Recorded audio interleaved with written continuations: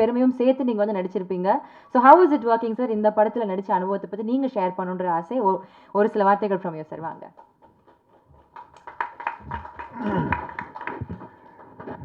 பத்திரிகை நண்பர்களுக்கும் ஊடக நண்பர்களுக்கும் என்னுடைய முதற்கண் வணக்கத்தை தெரிவிச்சுக்கிறேன். எனக்கு இந்த படத்தில் நடிக்க ஆரம்பித்தப்போ ஃபஸ்ட்டு ஏற்பட்டது ஒரு குற்ற உணர்வு தான். ஏண்டா கோயம்புத்தூர்லேயே பிறந்து வளர்ந்துக்கிற, இவ்வளோ நாள் போய் நீ ஜிடி நாயுடு மியூசியத்தை நீ பார்க்காம இருந்திருக்கிறிய அப்படின்னு ஒரு ஃபீலிங். எனக்கு ராஜ்குமார் சார் கூப்பிட்டு போய் காட்டினார். எப்படி இவ்வளோ நாள் நம்ம மிஸ் பண்ணோம். எங்களுக்கு ஸ்கூலுக்கு போகிறப்பங்க சைக்கிளில் போகிறப்ப நம்மளுக்கு 2 விஷயம் தான் தெரியும் தாத்தா பற்றி. ஏதோ ஜிடி நாயுடு ஒருத்தர் இன்ஜெக்ஷன் போட்டு இவ்வளோ பெரிய பப்பாளி பழம் பண்ணியிருக்கிறாராம்மா, அது ஒன்று. அப்புறம் வந்து ஒரு ரேசர் மோட்டர் ஏதோ ரேஸ் ஆகலாம், அதை வச்சு அதுவே சேவ் பண்ணி விட்டுருமாமா அப்படின்லாம் பேசிக்குவோம். ஸ்கூலில் போகிற வழியில் நம்ம யூஎம்எஸ் பில்டிங் வழியாக தான் போவோம். கன்ஸ்ட்ரக்ஷன் ஃபார் டெஸ்ட்ரக்ஷன்ட்டு இவ்வளோ நெருக்கமான பழக்கம். எங்கள் குடும்பம் அவங்க குடும்பம் ஒரு 4 தலைமுறையாக பழக்கம். அது வேறு.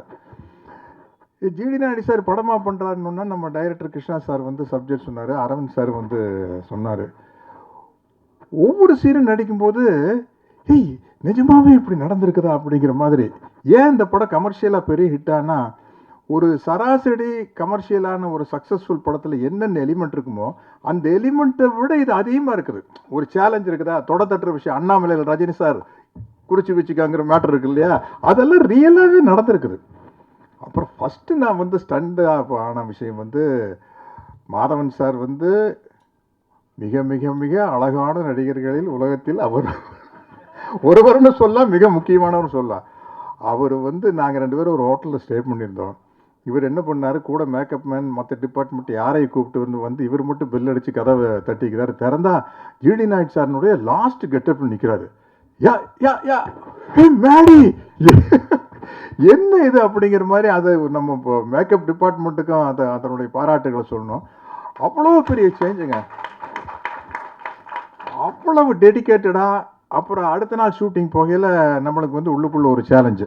ஏன்னா நம்ம கோயம்புத்தூர்காரன், நம்ம கோயம்புத்தூர் ஸ்லாங் நம்மளால் என்ன பண்ணுறாருன்னு பார்த்துடலாம், மேடி எப்படி பேசுகிறாருன்னு பார்த்துடலான்னா கரெக்டாக ஏனுங்க நாங்கிற சொல்கிறோமுங்க அப்படி இதெல்லாம் நீ கேட்காமே நின்றுட்டு ஐயோ இது என்ன இந்த ஆள் விட்டால் நம்மளை விட கோயம்புத்தூர் ஸ்லாங் நல்லா பேசிட்டு வர போகிறதுக்கு அப்படிங்கிற மாதிரி ஒரு எக்ஸ்பீரியன்ஸு.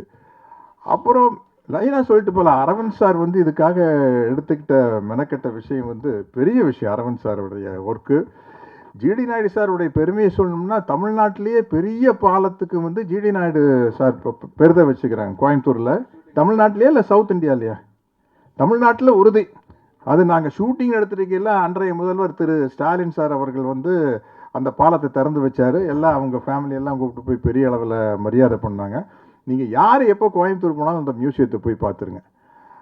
அப்புறம் ஒவ்வொரு படத்துலையும் வந்து அதாவது ஒரு மேல் ஆக்டருக்கு வந்து கெட்டப் போடுறது ஈஸி இல்லையாங்க மேடி, நம்ம தாடி வைக்கலாம், தாடி எடுக்கலாம், இது விக் அப்படி. பட் ஒரு லேடி ஆர்டிஸ்ட், அது எஸ்பெஷலி ஹீரோயினாக இருந்துட்டு படத்துக்கு படம் ஒரு வேறு மாதிரி கேரக்டர் பண்ணுறது ரொம்ப கஷ்டம். அது துஷாரா விஜயன் சூப்பராக பண்ணிகிட்ருக்குறாங்க. நான் முதலேருந்து பார்க்குறேன். இப்போ அவங்களோட இன்னொரு படம் நடிக்கிறேன். அந்த படத்துக்கு இந்த படத்துக்கு கேரக்டருக்கு சம்மந்தமே இல்லை. நீங்கள் மேடி நீங்கள் பாருங்கள், ரங்கநாயகி வேறு, அது வேறு. ஆமாம் ஆமாம். அப்புறம் இந்த படத்தினுடைய தயாரிப்பாளர்கள் விஜய் முருகன் அவங்கெல்லாம் நம்ம அதாவது பாகுபலி அடிக்கல பிரபாஸ் சொல்லுவார், அந்த ப்ரொடியூசருக்கு வந்து வேடிக்கை பட்டிருப்பாங்க. பாருங்கள் சார் வேற யாரோ படம் எடுக்கிற மாதிரி ஜாலியாக வந்து நிற்கிறாங்க சார், எல்லா அவ்வளோ செலவாயிட்டு இருக்குது. அவர் வந்து அந்த ப்ரொடியூசர் வந்து யாரோ படம் எடுக்கிறாங்கப்பா ரொம்ப செலவு பண்ணியில்ல அப்படிங்கிற மாதிரி. அதே மாதிரி தான் இவங்க ரெண்டு பேரும் இருக்கிற சந்தோஷத்தை பார்த்தா வேற யாரோ எக்கச்சக்கமாக செலவு பண்ணி எடுத்து இவங்க வந்து ஜாலியாக வேடிக்கை போட்டு நல்லா மாட்டினாயா அப்படிங்கிற மாதிரி ஒரு. ஆனால் இந்த படம் வந்து உலகம் பூரா பெரிய அளவில் ஒரு சாதனை பண்ணுங்க. ஏன்னா வந்து அவருக்கு ஜிடி நாயுடு சாரை வந்து நம்ம சும்மா கோயம்புத்தூர்காரங்க, தமிழ்நாட்டுக்காரங்க, இந்தியாக்காரங்கன்னு சுருக்கவே முடியாது. அவர் வந்து எடிசன் ஆஃப் இந்தியான்னு போட்டிருக்காங்க. நம்ம எப்போவுமே வெளிநாட்டுக்காரங்களை அதிகமாக புகழ்வோம். அஃப்கோர்ஸ் சினிமாங்கிறது எடிசன் கண்டுபிடிச்சது தான். நான் வந்து சிகாகோவிலேருந்து நயாகரா ஃபால்ஸுக்கு போகிற வழியில் ஒரு லெஃப்ட் சைடில் ஒரு சின்ன கிராமம், அதுதான் வந்து எடிசன் பிறந்த கிராமம். போர்டு வச்சுருந்தது. எனக்கு ரொம்ப விஞ்ஞானிகளை மதிக்கணுங்கிற ஒரு எண்ணம் இருக்குது. ஒன்றா அந்த கிராமத்துக்குள்ளே போனால் அவருடைய கண்டுபிடிப்புகளை எல்லாம் வச்சுக்கிறாங்க, எடிசனுடைய கண்டுபிடிப்புகள்லாம். அதை பார்த்துட்டு நம்ம ஜிடி நாயுடு சார் மியூசியத்தை வந்து ராஜ்குமார் சார் கூப்பிட்டு போய் காட்டினார்.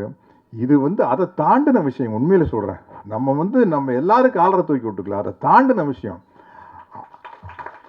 அதை வந்து நம்ம மேடி அவர் எடுத்து நடித்த விதம் என்ன, நிறைய ஸ்டேஜஸ் இருக்குது. ஒரு கிட்டத்தட்ட 25 வயசில் ஆரம்பிச்சிருமா கதை, ஆரம்பித்து அவருடைய டெத்து வரைக்கும் போகுது. எல்லாமே வந்து வித்தியாசமான கேரக்டர்ஸு. இந்த மாதிரி ஒரு பயோபிக்கை வந்து கிருஷ்ணா மாதிரி டைரக்டர்னால தான் அதை டிசைன் பண்ண முடியும். ரொம்ப ரொம்ப கஷ்டமான விஷயங்க. அதை சொல்லி அந்த குடும்பத்தில் அப்ரூவல் வாங்கி, எனக்கு இதில் வந்து ராமையா பிள்ளைன்னு ஒரு கேரக்டர். நான் கேரவானில் உட்காந்துருக்குறேன், என்கிட்ட அஸ்வின் வந்து சொன்னார், சார் ராமையா பிள்ளை ஃபேமிலி உங்களை பார்க்க வந்துருக்குறாங்க, அவர் பேரன் வந்திருக்காருன்னு. நான் பேரன்னா நானாக நினச்சிட்டு ஒரு 10 வயசு போய் ஆஃப் பேண்ட் போட்டு நின்றுருப்பார். அப்படின்னு வெளியில் வந்து பார்த்தா அவர் கிட்டத்தட்ட என் வயசாச்சு, 65 வயசு 70 வயசு இருக்கும். அவர் வந்து சார் நான் தான் ராமையா பிள்ளையுடைய பேர அப்படின்னு, அதுதான் என்னுடைய அந்த கேரக்டர் ராமையா பிள்ளைன்னு. அப்புறம் அவர் சொல்கிறாரு, சார் ராமையா பிள்ளை வந்து உங்கள் பெரியப்பா கிட்ட கணக்கு பிள்ளையாக இருந்தார் சார், அவர் தான் சார் ஜிடி நாயுடு சார் கிட்ட சேர்த்து விட்டார் எங்கள் தாத்தாவை அப்படின்னாரு. அவ்வளோ நெருக்கமான சீன்ஸு. இன்டர்வல் பிளேஸ்மெண்ட் சீனெல்லாம் தெரிச்சிடும். இந்த இடத்துல வந்து என்னுடைய நண்பர் ஜெயராம் இல்லை பின்னி பெடல் எடுத்திருக்காரு. அத்தனை பேரும் வந்து எக்ஸ்ட்ரானரியாக பண்ணியிருக்கேன். அதித்தி காம்பினேஷன் எனக்கு இல்லை, அதனால் கரெக்டாக என்ன சொல்கிறதுன்னு தெரியல. இந்த படம் வந்து கமர்ஷியலாக பயோபிக்லேயே வந்து மிகப்பெரிய வெற்றி அடைய அப்படிங்கிற நம்பிக்கை இருக்குது. இந்த படத்தில் நானும் இருக்கிறேன் அப்படிங்கிறது எனக்கு ரொம்ப மகிழ்ச்சியாகவும் ரொம்ப பெருமையாகவும் இருக்குது. இந்த படம் இவ்வளோ கிராண்டாக வந்ததுக்கு ரொம்ப முக்கியமான காரணம் ராஜ்குமார் சாருடைய, ஜிடி நாயுடு சாருடைய ஃபேமிலி சப்போர்ட் தான். ஏன்னா இப்போ நீங்கள் பார்த்த காருகள்லாம் இருக்குது, இந்த காருக இந்த எக்யூப்மெண்ட்டுக்கெல்லாம் நம்ம எங்கே போகிறது, ஆர்ட் டிபார்ட்மெண்ட்டில் சொல்லி செய்கிறதுனா பெரிய விஷயம். அந்த ஒரு ஆஸ்டின் ஒன்று பறந்து போமே, நான் இருக்கிறேன் சார், என்ன சார் ஆன்டிக் காருக்கு வந்து விலையே இல்லை, நம்ம சொல்கிறதா விலை சார். என்ன சார் ஆஸ்திரேலியாவில் பறக்க விட்ருக்கீங்க, இது என்ன சார் சிஜியா ஏஐயா சார் அப்படின்னு. சார் ஒரிஜினலாக விட்டோம் சார் அப்படிங்கிறாரு. அதே மாதிரி ஜெர்மனில் அந்த பெரேடு நடக்குது. அந்த நான் கேட்ட அரவிந்த் சார் கிட்ட, சார் இது என்ன சார் சிஜியா ஏஐயா அப்படின்னா, இல்லை சார் புதுசாக ஒரு டெக்னிக் வந்திருக்குது, ரந்தனையை சேர்ந்து விட்டு அதுக்கு பேர் ஹைப்ரிட் சார் அப்படின்னாரு. இப்படி பல டெக்னிக் வந்து இந்த படத்தில் புதுசாக எப்படி ஜிடி நாயுடு அவர்கள் வந்து பல புதுமையான விஷயத்தை கொண்டு வந்தாரோ, அது மாதிரி இந்த படம் வந்து பல புதுமையான விஷயங்களை கொண்டு வந்திருக்குது. இந்த படத்தை வந்து உலகமே பார்த்து வியக்க போகுது. அதுக்கு காரணம் ஜிடி நாயுடு அப்படிங்கிற அவருடைய கேரக்டரும் மேடியினுடைய எக்ஸலண்ட் பர்ஃபார்மன்ஸ் தான். அவர் லைஃப்பில் வந்து இது ஒரு மைல் ஸ்டோன்னு சொல்லலாம். ராக்கெட்ரி படம் பார்த்தேன், கொஞ்சம் சுயநலமா, நம்ம ஊருக்காரர் இல்லை ஜிடி நாயுடு, கோயம்புத்தூர்காரருங்க போது கொஞ்சம் எக்ஸ்ட்ராவாக 2 புட்டு போடுறதா. அதனால வந்து இல்லை அவ்வளோ வெரைட்டியான சீன்ஸ் கிடச்சி. நீங்கள் பாருங்கள், ஒரு சினிமா கதை எழுதினால் கூட என்ன எழுதுவீங்க இல்லையா? அங்கே வரலையா?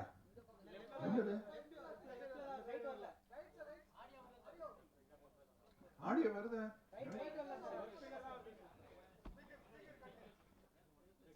ஓஹோ அப்படியா, சரி.